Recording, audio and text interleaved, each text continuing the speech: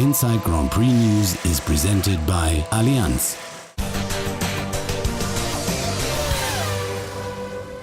Buenos dias and welcome to the Inside Grand Prix News. Today we present you the most important information for the race in Valencia. 5.4 kilometers around the harbour, 57 laps, 308 kilometers race distance. Formula One has only been coming to Valencia for 3 years, but the race is now already well established.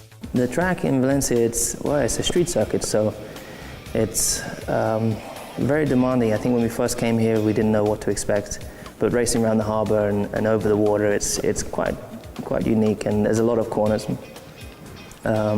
Very technical, very hard to find the right balance because you have a big mixture of corners, but very much enjoyable. At Mercedes GP Petronas, it's a race they're particularly looking forward to. Michael Schumacher's fourth place in Canada has given them a boost. Now they are very keen to impress again ahead of the two home races in England and Germany. Winner last year was Sebastian Vettel, ahead of McLaren drivers Hamilton and Button.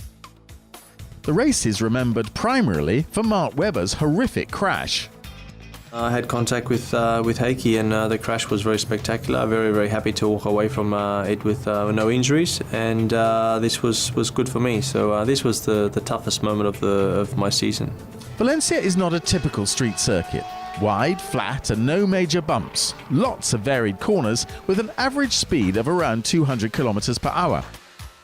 Head of Mercedes Motorsport, Norbert Haug, hits the nail on the head when he says that in Valencia, the car gets tested in every area. Further F1 news are coming up now, condensed by our Inside Grand Prix team. Sebastian Vettel takes the prohibition of double diffuser in his stride. The world champion thinks that this ban is as hard for the others as for his team. The only thing that surprises him is the fact that the changes come up in the middle of the season for the race in Silverstone and not, as usual, at the end of the year. It's now said that it could be an attempt to stop Red Bull's predominance.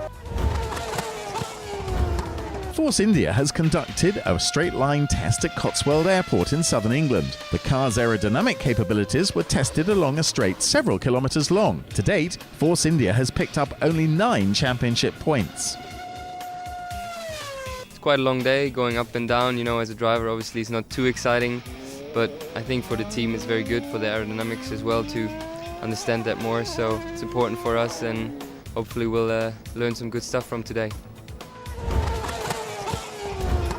Eccleston comes to Hamilton's defence. Over recent weeks, the McLaren driver has come in for a lot of criticism. Following his controversial comments and manoeuvres, Niki Lauda even called him totally crazy. Formula One boss Eccleston takes a more relaxed view, comparing Hamilton with Ayrton Senna. Both are or were fighters and racers, and that's precisely what the people want to see, he says.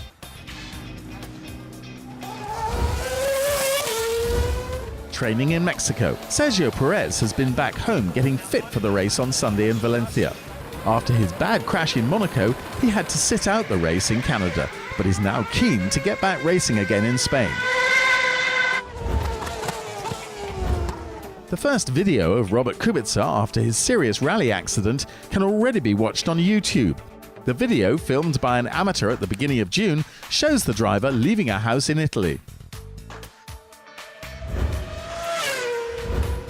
The Formula One Teams Association is holding its second fan forum at the McLaren Technology Centre at the end of June. This is a new initiative begun by FOTA in Canada, specifically for fans. Among the speakers will be the drivers Lewis Hamilton and Kamui Kobayashi, as well as Mercedes boss Ross Brawn and many more. Sir Richard Branson is always good for some unusual stunts. As part of celebrating an airline anniversary, he's now had his photo taken in Miami, standing on the wing of one of his planes. In his arms, British singer Sarah Harding. He was less cautious later with supermodel Karolina Kokova. Well, at least they weren't jumping out of one of his aircraft. There's currently a lot of wild speculation about the future of Formula One. Much of it revolves around whether or not F1's majority shareholder, the CVC investment company, is going to sell. Many reasons suggest they may. The current economic situation, offers on the table, and the fact that none of the teams has yet signed up for beyond 2012. So far, Eccleston is categorically refuting it. Insiders suspect only in order to drive up the price. To this, we're consulting our Inside Grand Prix expert, Christian Danner. The ownership situation in Formula One is relatively clear at the moment, and it's only the people who own the whole thing that can naturally then sell it one day, if they are minded to do so. However, how likely that is, I don't know, and to be totally honest, I'm currently concentrating on the racing. And now we're gonna tell you which corner the drivers really have to watch out for in particular. Here are the Brembo brake facts. The hardest braking point in Valencia comes in corner 10. The driver cuts his speed here by 246 kilometers per hour. The power dispersed is 2,263 kilowatts. An incredible 5.23 G pull on the driver, while he pushes with 137 kilos onto the brakes. That's all for today. Have a nice week and hope to see you next time. Bye-bye.